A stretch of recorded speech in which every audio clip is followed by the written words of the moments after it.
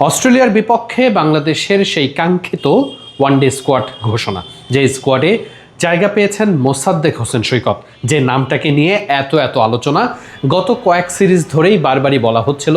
মোসাদ্দেক হোসেন সৈকতকে দরকার। অর্থাৎ এই আলোচনাটা সোশ্যাল মিডিয়ায় বেশ ভালো রকমই ছিল, কিন্তু ঘরোয়া ক্রিকেটে ঠিক তেমন পারফর্ম তো করতে হবে যাতে করে সৈকতকে দলে নেওয়া যায়। ঠিক সেটাই করে দেখিয়েছেন তিনি ঢাকা প্রিমিয়ার লিগে, এবং ঢাকা প্রিমিয়ার লিগে সৈকতের যে পারফরমেন্স সেটার অ্যাসেসমেন্টের কারণেই ওয়ানডে স্কোয়াডে তাকে সুযোগ দেওয়া হয়েছে। একই সাথে এটা কিন্তু একটা বার্তাও, কারণ 2027 ওয়ানডে বিশ্বকাপের জন্য বাংলাদেশ দলের ওয়ানডে দলের যে কম্বিনেশনটা ঠিক করার ব্যাপার রয়েছে, সেখানে মোসাদ্দেক হোসেন সৈকত আসলে কোন জায়গাটায় খেলবেন, বাংলাদেশের যে মিডল ওভারে বা মিডল অর্ডারে একটা ল্যাক দেখা যাচ্ছে, যেখানে একজন প্রপার অলরাউন্ডারের অভাবটা খুব স্পষ্ট। আপনি সাকিব আল হাসানের রিপ্লেসমেন্ট হয়তো পাবেন না, কিন্তু কাছাকাছি প্লেয়ার তো দরকার, অর্থাৎ যিনি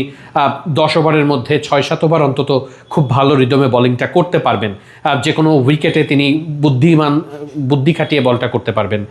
এই জায়গাটাতে আসলে মোসাদ্দেক হোসেন সৈকতের মতো একজন প্রপার অলরাউন্ডার দরকার, এবং তার যে এক্সপিরিয়েন্স রয়েছে একজন ব্যাটসম্যান হিসেবে, এবং আন্তর্জাতিক ক্রিকেটেও তো তিনি অনেক লম্বা সময় খেলেছেন, তাই আন্তর্জাতিক ক্রিকেটের ওই কঠিন যে ব্যাপারটা থাকে সেটা কিন্তু তিনি জানেন, যে কিভাবে কঠিন পরিস্থিতিতে রান করতে হয়। বাংলাদেশের মতো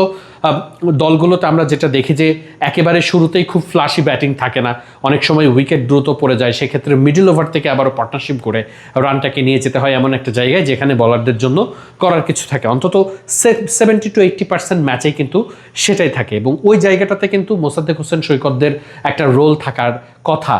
যে ব্যাটার হিসেবে তিনি আসলে ওই জায়গাটাতে কি রোল প্লে করবেন। আমরা জানি মিডল ওভারে বাংলাদেশের ওয়ানডে দলের যে সাফল্য আমরা দেখেছি, সেই জায়গাটাতে সাকিব আল হাসান, মাহমুদুল্লাহ রিয়াদ, মুশফিকুর রহিমরা মিডল অর্ডার সামলেছেন, সেই জায়গাটাতে এখন তাওহিদ হৃদয় দারুণ করছেন, কিন্তু ওই জায়গাটাতে তার সঙ্গে আরেকজন সেটেল হওয়ার এই জায়গাটাতে কিন্তু আমরা বেশ একটা গ্যাপ দেখেছি। মেহেদী হাসান মিরাজ একটা সময়ে আশা দেখিয়েছিলেন, বেশ কিছু ইনিংস তিনি খেলেছিলেন, ভারতের বিপক্ষে সিরিজের সেই ইনিংসের কথা বলতে পারি, এশিয়া কাপে শ্রীলঙ্কার বিপক্ষের একটা ইনিংসের কথা বলতে পারি, নাজমুল হোসেন শান্তর সঙ্গে দারুণ একটা পার্টনারশিপ তার ছিল, কিন্তু এরপরে মেহেদী হাসান মিরাজের ব্যাট আসলে সেভাবে কথা বলেনি যাতে করে মিডল অর্ডারের ওই শক্ত দায়িত্বটা তার উপরে দেওয়া যায়। কিন্তু মিরাজ একজন ওই 7 নম্বর বা 8 নম্বরের ব্যাটার হিসেবে অ্যাজ এ ক্যাপ্টেন, এবং ওই তার যে 10 ওভার বোলিং সেটা খুব ভাইটাল রোল, তাই একজন ক্রিকেটার এমন একজন দরকার ছিল যিনি আসলে ওই মাঝের ওভারের ব্যাটিংটা করতে পারবেন, এবং নিশ্চিত করেই 10 ওভারের মধ্যে অন্তত 7-8 ওভার খুব ভালো রিদমে বল করতে পারবেন। সেই জায়গাটাতে মোসাদ্দেক হোসেন সৈকত, যেহেতু তিনি ভালো শেপেও ছিলেন, তাই অস্ট্রেলিয়ার বিপক্ষে সৈকতকে নেওয়া হয়েছে। এটা নির্বাচকদের এই সিদ্ধান্তটাকে নিশ্চয়ই সাধুবাদ অনেকেই দিচ্ছেন, এবং এই জায়গাটাতে মোসাদ্দেক হোসেন সৈকতের জন্যও কিন্তু একটা বড় চ্যালেঞ্জ, কারণ তিনি একটা এক্সপেকটেশনের চাপ নিয়েই মাঠে নামবেন, বা একাদশে যদি তিনি থাকেন বা সুযোগ পান, তাহলে তাকে ওই এক্সপেকটেশনটাও ফুলফিল করতে হবে। সময় যে খুব বেশি হাতে আছে তা নয়, কারণ আমরা জানি যে 2027 যে বিশ্বকাপ সেটার কম্বিনেশন ঠিক করার পাশাপাশি বাংলাদেশকে আবার এই সিরিজগুলো থেকে ম্যাচও জিততে হবে, কারণ বিশ্বকাপের আগে ওই বিশ্বকাপের কোয়ালিফায়ার জন্য বাংলাদেশের ওয়ানডে দলটাকে নিয়মিত রেজাল্টও করতে হবে। ঘরের মাঠে আপনি অস্ট্রেলিয়াকে পাবেন, এরপরে যদি ভারত আসে ভারতকে পাবেন, কিন্তু এরপর যে অ্যাওয়ে সিরিজগুলো রয়েছে সেখানে বাংলাদেশকে খুব কঠিন পরিস্থিতিতে পড়তে হতে পারে। তাই প্রত্যেকটা ম্যাচ বাংলাদেশের জন্য খুবই গুরুত্বপূর্ণ, এবং সেই গুরুত্বপূর্ণ ম্যাচগুলোর মধ্যে বাংলাদেশ নিশ্চিত করেই চাইবে, বিশেষ করে যে ক্রিকেটাররা নতুন করে সুযোগ পাচ্ছেন মোসাদ্দেক হোসেন সৈকতের মতো, তারা যাতে পারফর্ম করতে পারে। এটা একই সাথে ওই ক্রিকেটারের জন্যও যেমন ভালো এবং দলের জন্যও ভালো, যে ঠিক আছে দল যে একটা কম্বিনেশনের চেষ্টা করছে দাঁড় করানো, সেটা সেটেলড হতে পারছে। আর যদি সেটা না হয়, 1 সিরিজ বা 2 সিরিজ যদি মোসাদ্দেক হোসেন তার যে এক্সপেকটেশন তিনি যদি সেটা ফুলফিল করতে না পারেন, তাহলে কিন্তু আবার অন্য কোনো অপশনের দিকে দল যেতে পারে। সেক্ষেত্রে অবশ্যই বাংলাদেশ এ দলের পারফরমেন্সের উপরও কিন্তু অনেক নজর থাকবে। আমরা দেখেছি একেবারে অনূর্ধ্ব-19 দল থেকেই সরাসরি সামিউন বশির রাতুল নামের একজন ক্রিকেটার, তিনি কিন্তু এ দলে এসেছেন। জিম্বাবুয়ে এ দলের বিপক্ষে বাংলাদেশ এ দলের কোনো ক্রিকেটার যদি খুব অতিরঞ্জিত কোনো পারফর্ম করে ফেলেন, মানে যে পারফর্ম দেখে মনে হচ্ছে যে না তিনি জাতীয় দলে